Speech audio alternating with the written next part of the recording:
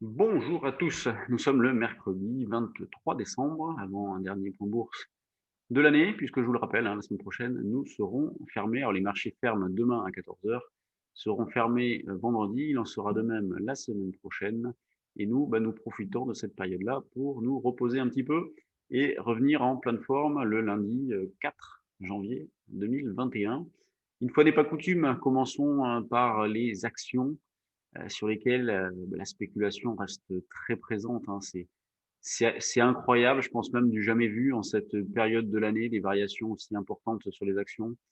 J'en parlais avec quelqu'un qui intervient sur les actions depuis 30-40 ans d'une manière très, très, très dynamique.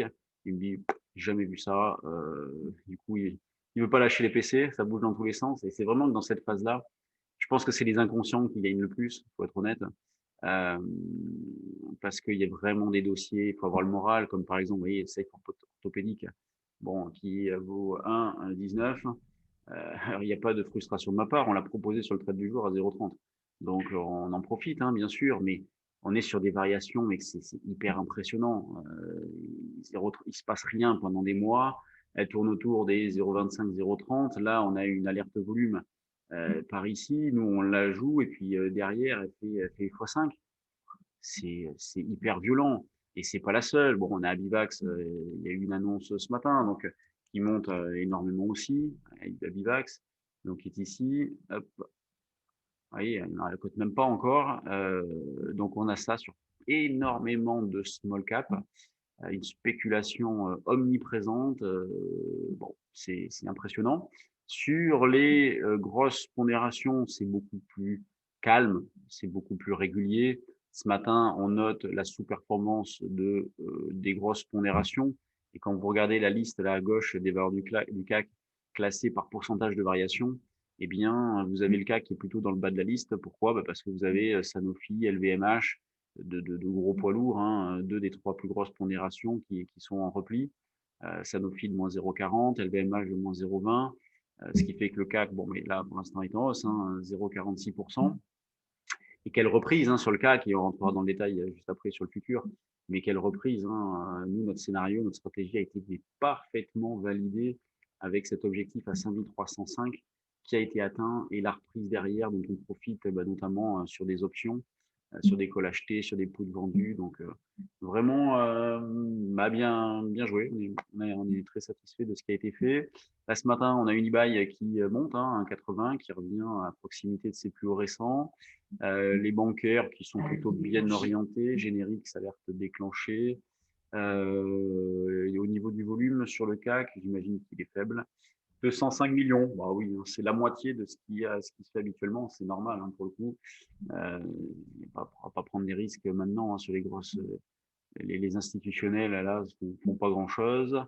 Petite rotation, et on a Orange qui est plutôt pas mal. On a atteint une zone support. À voir. Est-ce que ça peut être l'année est-ce que 2021 peut être l'année d'Orange? On va suivre ça. Donc grande régularité, moins 1,03, plus forte baisse, plus 1,7, et beaucoup de valeurs, vous voyez, autour de 0,30, 0,8% de hausse. Les gros volumes du jour, Airbus, LVMH, Total, Orange, AB Science. Chercher l'intrus, AB Science. Le reste, c'est les grosses pondérations du CAC. Il y a des Sciences donc, qui explosent aussi. Vous voyez, c'est hyper violent, la hausse. Alors là aussi, on en a profité puisqu'on l'a déclenché par ici. Après, faut laisser porter un petit solde, et c'est là le talent de chacun qui fait la différence. Nous, on propose des objectifs. Après, vous pouvez très bien laisser porter un petit solde. Auquel cas, bon, dessus, vous faites 81%, puisqu'on l'a acheté vers 10. Sur le CAC, alors voir le futur. Alors, le CAC, le DAX et le l'Eurodoll, donc on en est là. Le CAC qui est revenu à proximité des 5500 points. Donc, bon, on est dans une zone de résistance quand même assez importante, 480, 5005. On est dans une zone de pullback. On revient sur les niveaux donc de fermeture de la semaine dernière, de vendredi dernier. Un CAC qui reste toujours très bien orienté, bien évidemment, tendance de fond toujours haussière. Là, ce matin, difficile de rentrer dans ce mouvement-là, puisque là, dès l'ouverture, il est parti à la hausse. On a eu un tout petit repli ici, mais bon, l'esprit, c'était quand même, allez, Quand bien même on souhaitait intervenir agressivement, c'était plutôt la zone 45-50. Bon, on s'est arrêté au-dessus, 58. Bon, moi, j'ai pas acheté. Tant pis. Donc là, partant de 95, il va falloir voir pour rehausser les niveaux d'intervention. On va retrouver cette zone de 60-65 qu'on avait travaillé sur l'échéance dernière. Donc, bon, l'échéance dernière, il fallait ajuster de 10 points parce qu'il y a eu des 10 points de dividende. Mais c'est des zones qu'on a énormément travaillé. Moi, ce matin, j'étais plutôt à 423. Partant de 450, c'était logique. Mais bon, le marché en a décidé autrement. Il est parti à la hausse, donc on va accompagner ce mouvement-là. En ce qui concerne le DAX, bon, bah, c'est le même esprit. Il reste bien orienté. Alors hier, on a pu acheter. Alors hier, sur 5415,20, on a acheté le CAC à deux reprises. Et le DAX, on en a fait vers 13 340. Donc, niveau qui a bien fonctionné. Vous voyez, déjà dès le matin, l'après-midi aussi.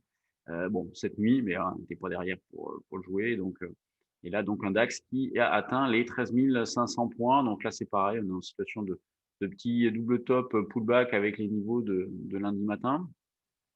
Et sur repli, bah maintenant, on va avoir une zone 420, support.